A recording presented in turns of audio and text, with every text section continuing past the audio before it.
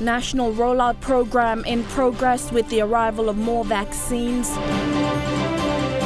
Mount Hagen Hospital facing shortage of manpower and medicine amidst COVID surge. And Prime Minister launches impact projects in Kikori. This is National EMTV News with Helen Seah. Good evening and thank you for joining me for Tuesday's news. The first batch of 132,000 vaccines through the COVAX facility arrived early this morning in Port Moresby. This is in preparation for the government's national vaccine rollout program. Health Minister Jelta Wong says authorities are optimistic that number of cases will continue to climb and vaccination is the helping aid to outweigh the risk. At around 5 a.m. this morning, the vaccines arrived from a commercial flight. Officials from the World Health Organization, UNICEF and Department of Health were present to receive the COVID-19 vaccines under the COVAX facility. This is the first batch of 132,000 vaccines. Under strict protocols, the vaccines were loaded and taken away to a storage facility. From this facility, the national government will roll out its vaccination program under a working framework formulated by the World Health Organization. Through this COVAX facility, a total of 588,000 doses of AstraZeneca vaccine will be made available to Papua New Guineans. Meanwhile, the Health Minister Jelta Wong has encouraged citizens to get a jab to outweigh potential risk by the deadly virus. However, says the vaccine is not mandatory. Meanwhile, the National Pandemic Controller David Manning has issued 12 new measures as of last night. The new measures replace previous measures and are effective as of today. Again, the controller has urged the mass population to adhere to the measures and follow the nuclear passing protocol to manage the pandemic. Jagla Power Jr., National EMTV News. NCD Provincial Health Awareness Team joined officers from the Health Department in a COVID-19 awareness program at the Bomana Jail. The awareness and testing was conducted at the Minimum Security Unit today. Correctional Service Commissioner Stephen Pokane says this will help the detainees understand the risk of contracting the virus and what needs to be done. The COVID-19 testing and awareness at the Correctional Service started today at the Minimum Security Unit and to the Female Division. The NCD-PHA's webbing team at Rita Flynn went to conduct the COVID-19 tests for detainees who want to be tested. Because of a lot of misinformation that is out in the social media, etc., we want them to come here. They have done the awareness and followed by this voluntary test that is going on for prisoners and officers if they choose to go for this swabbing test. They are here now. This is not the first time the COVID-19 awareness and tests are carried out in the country. The team started last year in Lei Buimo Prison and have gone to other provinces as well. About 12 months ago, we did this at Buimo, and the provincial health authorities in Lei, they supported the officers and the prisoners. And early this year, we had an outbreak in Vanimo, and everyone went through a mandatory test by the provincial COVID team, supported by the WHO.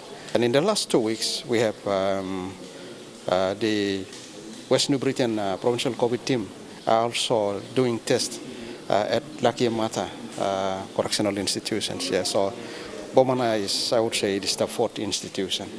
The Correctional Service Commissioner says the only challenge that they will be facing regarding the COVID-19 protocol is social distancing. However, they will not overlook that. I would say godly wisdom and common sense and patience, and all this will come based on the understanding that everyone will have, so that they respect each other and they do their best in terms of keeping with the minimal protocol rules. I think washing hands and using elbows to greet each other, etc., I think is the way to go. In terms of social distancing, we cannot exercise that in our correctional institutions, but it doesn't mean that we will be ignorant. Gertrude Gabi, National EMTV News. Western Highlands Province is on the brink of a disaster after more than 600 people tested positive with the coronavirus in the last 6 weeks. Among them are 79 frontline health workers who were infected with the virus. Western Highlands Provincial Health Authority Director Medical Services, Dr. Jona Kuripi, said the province may be under siege and urged the public to seriously adhere to strict measures put in place. So far, the Provincial COVID-19 Task Force Committee have recorded 9 COVID-19 related deaths in the last 3 weeks.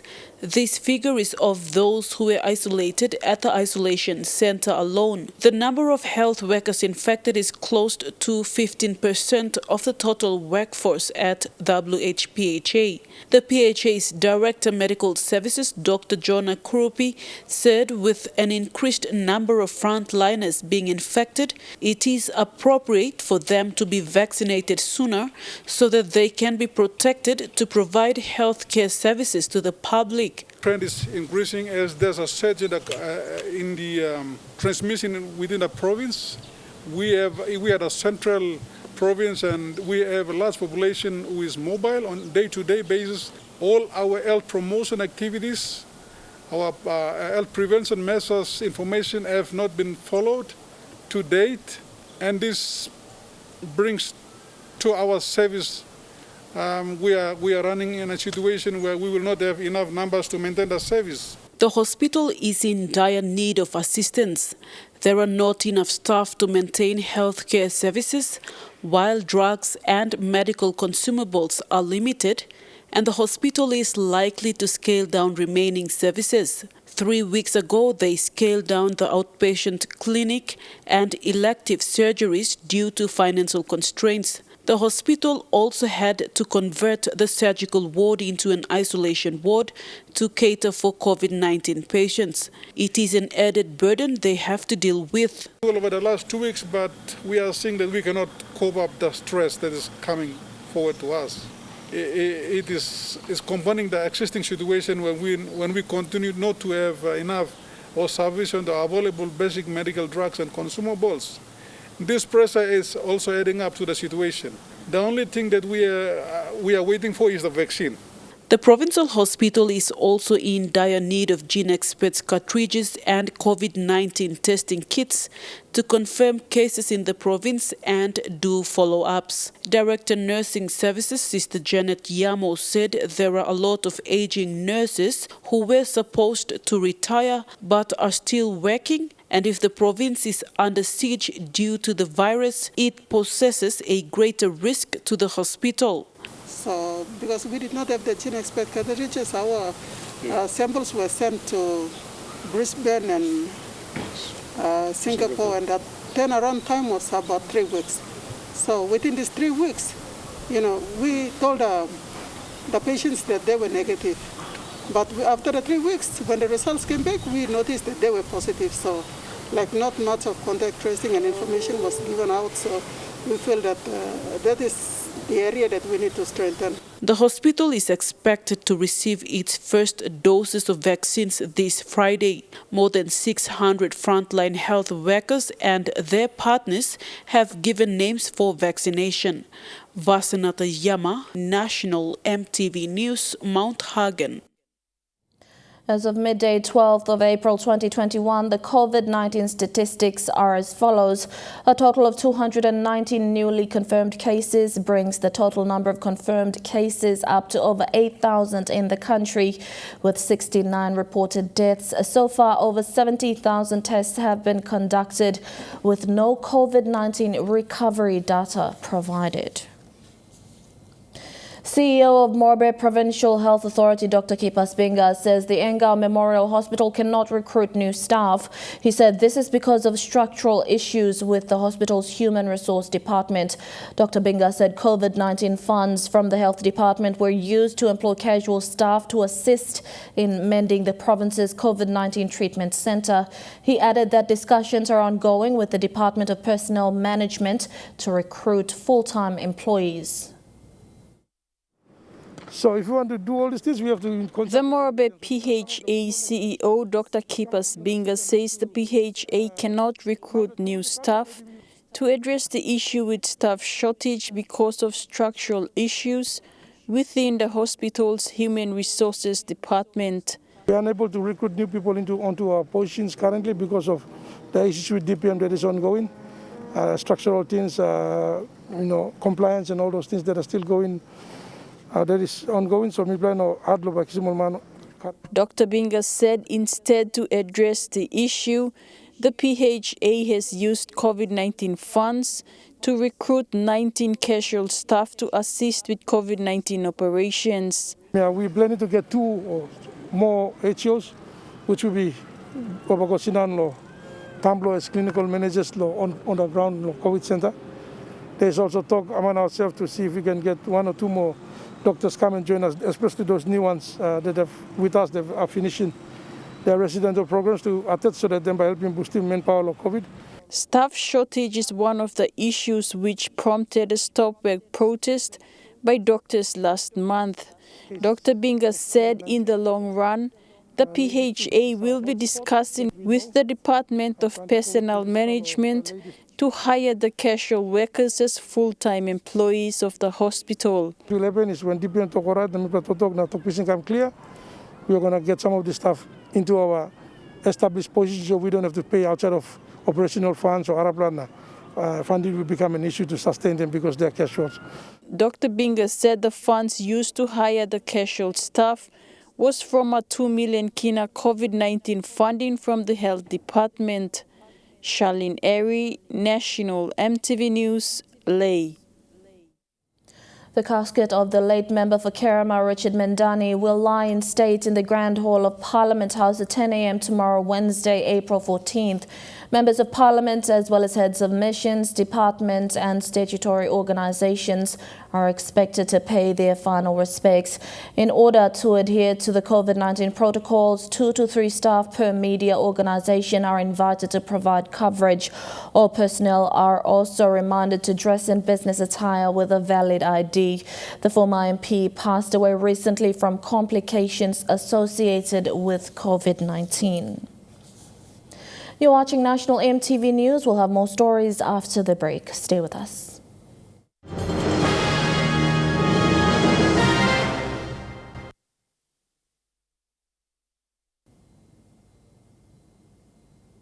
Welcome back. Prime Minister James Marape launched several impact projects in Kikori yesterday. One significant project is the Ihu Special Economic Zone. A number of ministers accompanied the Prime Minister, including Kikori MP Sora Eoe and Gulf Governor Chris Haiveta.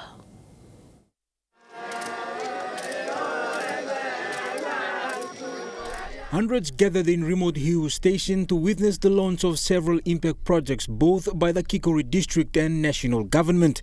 Prime Minister James Marape and other MPs arrived by air as locals chant to welcome the leaders.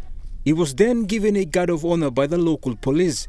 PM Marape says the Hiu Special Economic Zone will attract investment and generate revenue for all stakeholders. They say in English, private capital. But in terms, you can understand private money, private sector money, government money, your sweat input, your land, that's your contribution. Your presence, that's your contribution. Can together unlock what is resources available in our country so that you could move for the better going on into the future. Other projects include the rehabilitation of the Hiu Rural Airstrip. This is said to see improvement of the runway and ground services with the engagement of third-level airlines. The airstrip is said to see faster and safer transportation. That is what your leaders want. That is what you decide. We're working with them to ensure the road links and the river jetties, the maritime jetties are established, and hopefully 10, 15 years, easy transport, safe transport takes place in Gulf, and we also see development running. Another major project is the Kikori-Iu-Kerema Road, a project to seek counter-funding for its commencement. The road project is said to improve connectivity of remote communities to the outside world. Marine transportation has been the normal source of movement for people there. We need to open up road as means of empowering our people. enabling our people to get up and do something for themselves. That's one of the reasons why we got stuck in history. Thank you, Minister of Transport. While all these projects is said to give economic opportunities and improve service delivery, Gulf Governor Chris Iveta has expressed the backing by the provincial government. And Kikori district plan was launched a couple of years ago, and the minister is following through with some of the aspects of the projects that he's going to talk about today. That's the vision of a district. The province must back the vision of a district, and that's exactly what we're doing. Jack Power Jr., National EMTV News. Prime Minister James Marape has also announced a major upgrade program for the Hiritano Highway linking Port Moresby to Central Province and Kerema in the Gulf Province. The Prime Minister made the announcement in Kerema town yesterday during a two-day visit to the Gulf Province to launch the Ihu Special Economic Zone and other programs in the Kikori district. He was accompanied by Governor for Gulf Chris Iveta, Central Governor Robert Agarobe, and Golala MP and Transport Minister William Sam. The upgrading to the last stretch of the Hiritano Highway that links Kerema is part of the 100 million Kina road upgrade funded by the World Bank with counter-funding from the PNG government. I committed to our people of EU. The road is moving. We have a contractor with us. We brought with us 5 million kina to punch the road and go all the way to EU, hopefully. On top of that, we'll throw in, there's a 20 million kina in this year's budget. We brought in 5 million kina ahead, and the contractor is on the road. I flew down, I saw the road, machines being worked on the road. That road will run all the way into Vailala. And the Transport Minister is here. We will tailor a sort of bridge program that is suitable for places like Gulf who are exposed to big rivers. Jetty bridge combination we will try to tailor so that you could drive there and you have access to cross river on the other side. A policeman attached to Boroko police station was killed yesterday morning while going after a known serial armed robber and car thief at the 5 Mile settlement in the early hours of the morning. The late Constable Presley Phillip is from Kundis village, Kompiam Ambum in Enga province. He was attached to Public Safety Division, Boroko police station. ACP NCD and Central Command Commander Anthony Wagambi Jr. has directed an inquiry into the death of the policeman. On behalf of the NCD and Central Command, Wagambi passes on their heartfelt condolences to the family of Constable Phillip. Meanwhile, 2 policemen attached to the Central Province Police Rural Response Unit have been arrested and charged by NCD CID Homicide Squad over the death of a young man in Central Province. The body of the young man was found close to Biotu village, Mekeo, along the Hiritano Highway. It is alleged that the young man was picked up by a passing police patrol where he was later reported missing, only for his decomposed body to be found a week later. It is alleged that the policemen were responsible for his death. ACP NCD and Central Command Anthony Wagambi Jr. tasked the CID Boroko and detectives from the forensic unit to head the investigations, which resulted in the arrests. While investigations continue, police still require state witnesses who have been identified to prepare to give statements to the police investigation team. Wagambi said his office and the CID are ensuring that there is no interference in the investigation. The member for Kainantu condemns the recent ethnic fight in his electorate, at the same time calling on leaders in the district to address the matter with care. He says there are people behind the scenes giving money to the warring tribes that are indirectly supporting violence. Upon his return from the district, the member for Kainantu, Johnson Tuka, spoke of the situation there. And what we are telling the warring tribes is that keep out of the government assets, keep out of the public assets. If you have to continue on fighting, please take it away and out of the highway so that the highway is free. I'm sorry for what has happened on Teste last week. There was a bit of misunderstanding, so our police have cleared roadblocks. The highway is now free. business can continue on as usual. He says the fight resulted over land dispute, an issue overlapping years of common good and rivalry between two landowner factions. The nature of the fight happens over a little piece of land which someone was digging alluvial gold mine. And so it went on and it triggers the whole faction of the community on the both sides. Mr. Tuke says police have been deployed to the electorate to help stop the violence, and he called on leaders to be respectful. If you are a politician or aspirant politician wanting to register yourself in the 22 election, please, I'm urging you, I'm asking you not to give support in terms of hard cash. What basically you are doing is you are adding fire, you are adding fuel into the fire that is burning. The Kainantu MP says the people are working towards peace and hope to put an end to violence and killings. Bradley Valenaki, National EMTV News. Candidates for the Mosby Northwest by-election have received their order of draw from the Electoral Commission. The order of draw was delayed over a period of time in respect to the passing of the country's founding father, Grand Chief Sir Michael Somare. The candidates also received their standard operating procedure for the election period. This afternoon, candidates vying for the Mosby Northwest seat gathered at the NCD Electoral Office to receive their order of draw or their candidate numbers. This will now allow for their posters to be printed and to start their campaign. Time is now right for us to actually conduct the order of draw and give you allocate you your candidate numbers, so you can now proceed with campaign whilst we prepare ourselves for the actual polls.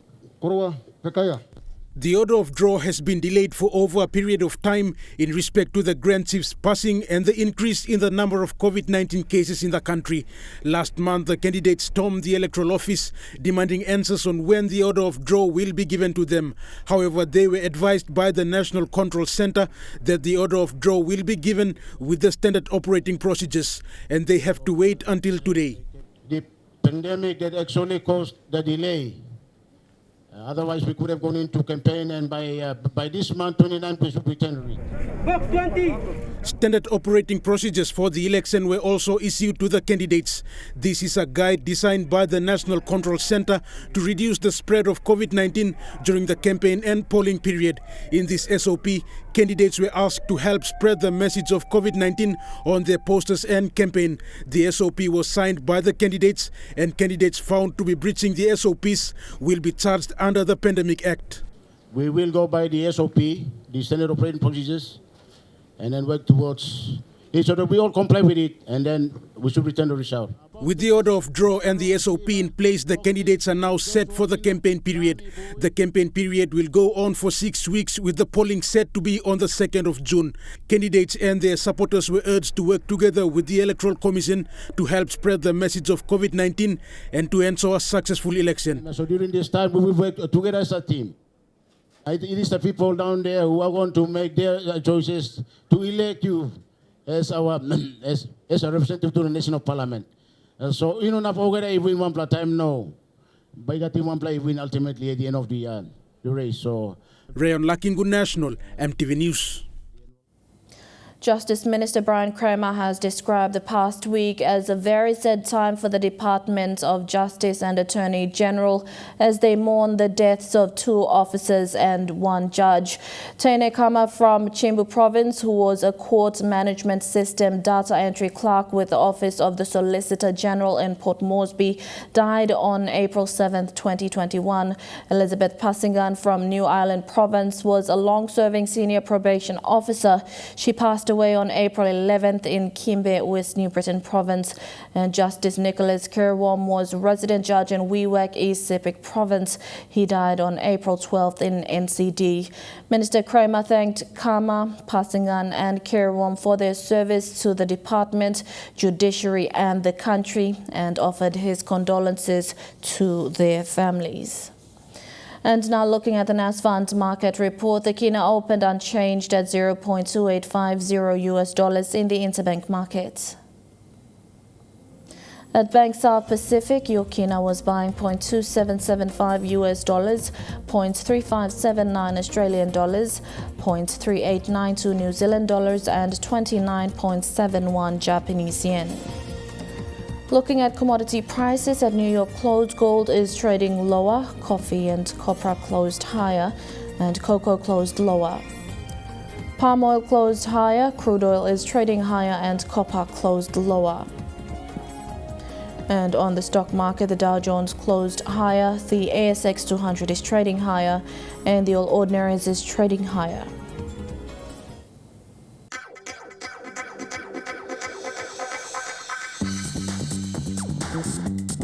Trukai Sports.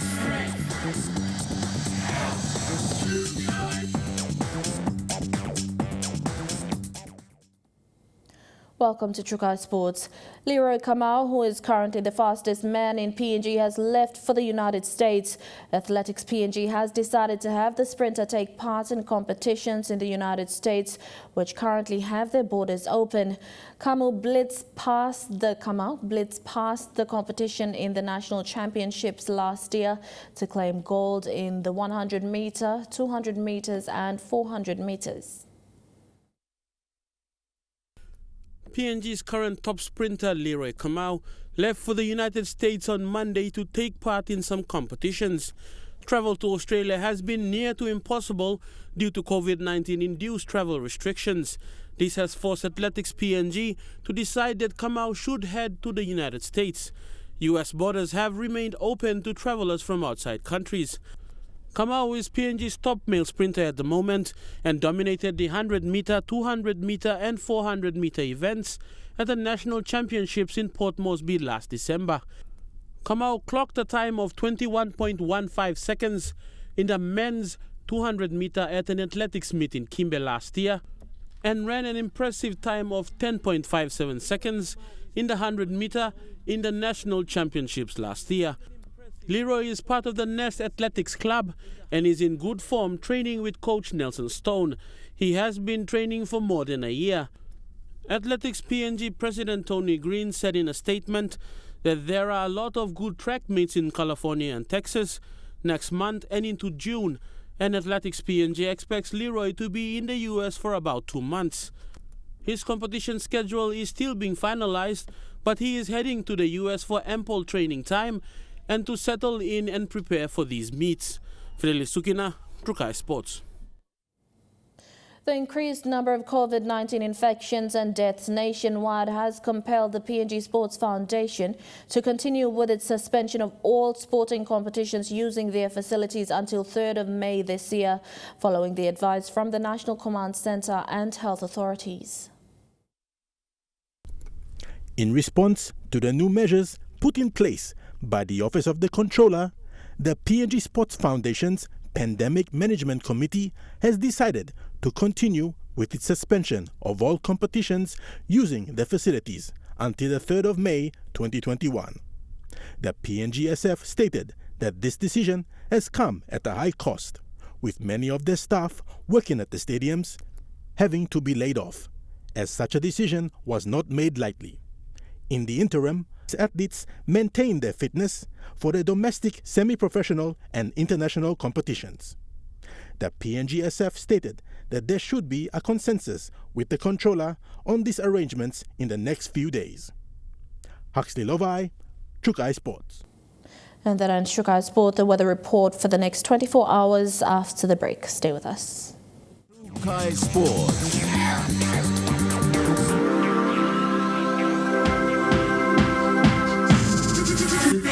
Trukai Sports. This weather update is proudly brought to you by MoniPlus, with you always.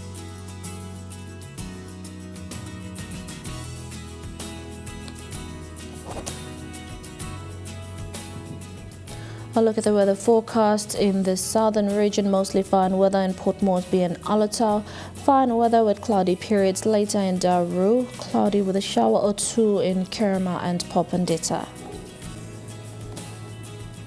In the Mamasa region, a few evening showers in Leh and Wau, cloudy periods with a few showers in Medang, Wewak and Vanimo.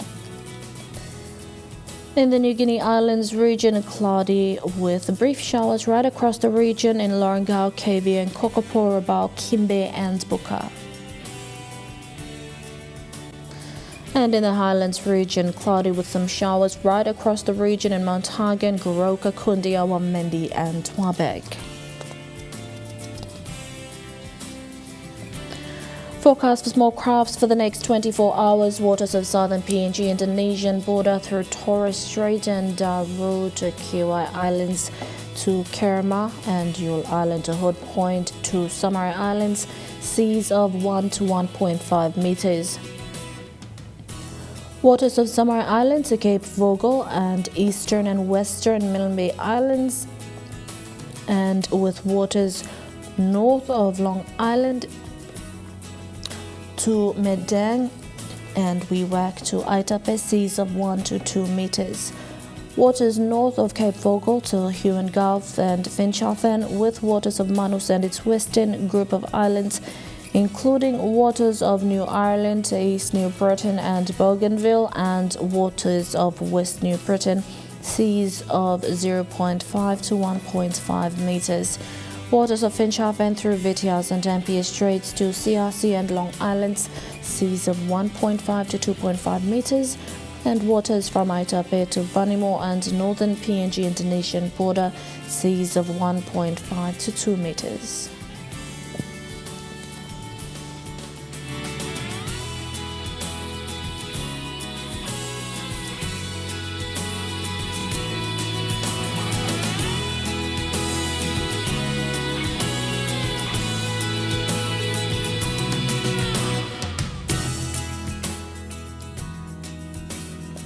A look at the ocean forecast for PNG areas. In the Coral Sea, seas slide with southeast winds of 10 to 15 knots. In the Solomon Sea, seas slide to moderate with southeast to southwest winds of 10 to 20 knots. In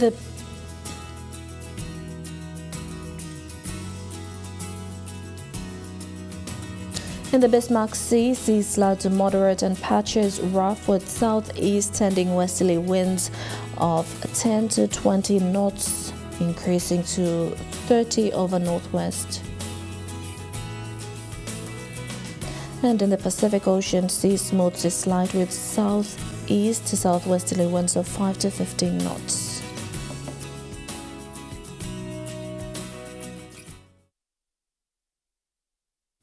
The weather update was proudly brought to you by Moniplus, with you always.